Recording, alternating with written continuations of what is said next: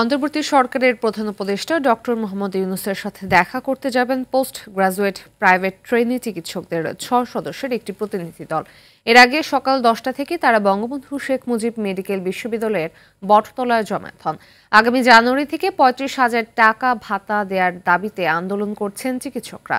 এদিকে আন্দোলনকে ঘিরে শাহবাগের শক্ত অবস্থানে রয়েছে আইনশৃঙ্খলা বাহিনী। এর আগে রোববার রাজধানীর শাহবাগ মোড় অবরোধ করে আন্দোলন করেন তারা।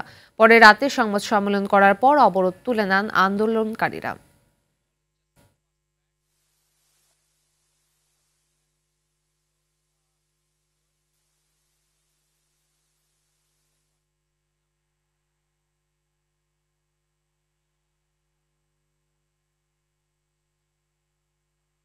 আন্দোলনকারী ইন্টার্ন চিকিৎসকরা কথা বলছেন শাহবাগে। আমরা সরাসরি চলে যাচ্ছি সেখানে।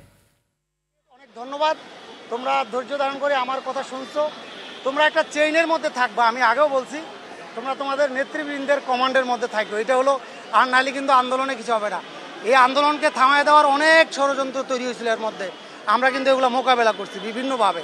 আমাদের বিরুদ্ধে মামলা দেওয়ারও চেষ্টা করা হয়েছিল, এই আন্দোলনের বিরুদ্ধে মামলা দেওয়ার। আমাদেরকে এর মধ্যে যাই হাজিরা দেওয়া লাগতো, এই নেতাদেরকে হাজিরা দেওয়ার জন্য মানে মোটামুটি রেডি হয়ে গেছিলো আর কি। তো সেগুলো যেন আর না হয়, আমার মনে হয় যেগুলো পরামর্শের ভিত্তিতে তোমরা আগাও।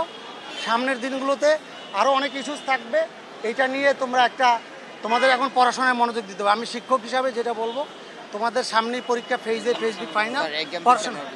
আর পরীক্ষার বিষয়ে যেটা বলা হয়েছে, ফেজে পরীক্ষা পেছানোর ব্যাপারে, ফেজে ফেজ বির পরীক্ষা সব মানে বিএসএম অধিভুক্ত যেটা, এটা আমাদের মাননীয় ভিসি মহোদয় জিনিসটা আমলে নিয়েছেন। উনি সাথে সাথে তোমাদের চিঠি পেয়ে এটাকে ফরওয়ার্ড করছেন। উনি যেহেতু সিগনেচার করেছেন, আমার মনে হয় যদি নীতিগতভাবে এই জিনিসটাতে সমস্যা হওয়ার কথা না, এইটা তোমরা পাবা। তোমরা 15 দিন, তোমরা মনে হয় 15 দিন চাইছো।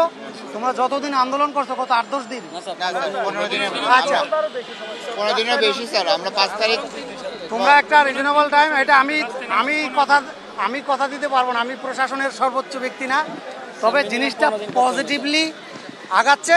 এটার ব্যাপারে ভিসি স্যার, আমাদের সাইদুর রহমান স্যারেরও কিছু নির্দেশনা অনুযায়ী এটা কোনো মেজর প্রবলেম না। পরীক্ষা কিছুদিন, এটা কোনো মেজর ইস্যু না।